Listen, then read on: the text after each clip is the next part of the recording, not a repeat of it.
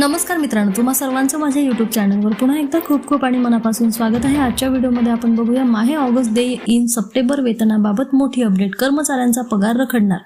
व्हिडिओला सुरुवात करण्याअगोदर तुम्हाला एक विनंती, चॅनलवर पहिल्यांदाच भेट देत असाल तर चॅनलला सबस्क्राइब करा। चला तर मग सुरू करूया आजच्या व्हिडिओला। शालार्थ प्रणालीतून वेतन घेणाऱ्या शिक्षक आणि शिक्षकेतर कर्मचाऱ्यांसाठी अत्यंत महत्त्वाची सूचना जारी करण्यात आली आहे।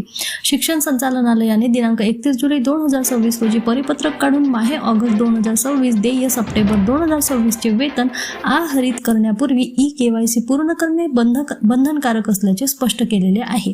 यापूर्वी वित्त विभागाच्या दिनांक 27 मार्च 2026 च्या परिपत्रकानुसार सेवार्थ प्रणालीतील अधिकारी व कर्मचाऱ्यांना ई-केवायसी पूर्ण करण्याचे निर्देश देण्यात आले होते। त्यानंतर ई-केवायसी पूर्ण करण्यासाठी मुदतवाढही देण्यात आली होती। मात्र दिनांक 28 जुलै 2026 रोजी वित्त विभाग मंत्रालय मुंबई येथे झालेल्या आढावा बैठकीत शालार्थ प्रणालीतील सर्व शिक्षक व शिक्षकेतर कर्मचाऱ्यांचे ई-केवायसी तातडीने पूर्ण करण्याचे निर्देश देण्यात आले।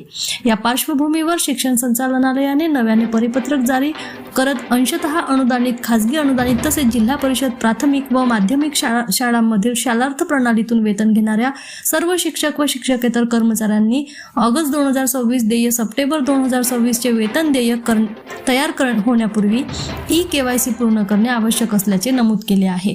परिपत्रकात स्पष्टपणे सांगण्यात आले आहे की ज्या कर्मचाऱ्यांचे ई-केवायसी पूर्ण होणार नाही त्यांचे ऑगस्ट 2026 चे वेतन आहरित करण्यात येणार नाही, तसेच यासाठी यापुढे कोणतीही मुदतवाढ दिली जाणार नसल्याचे स्पष्ट करण्यात आले असून सर्व संबंधितांनी या सूचनांची गांभीर्याने दखल घेण्याचे आवाहन करण्यात आले आहे।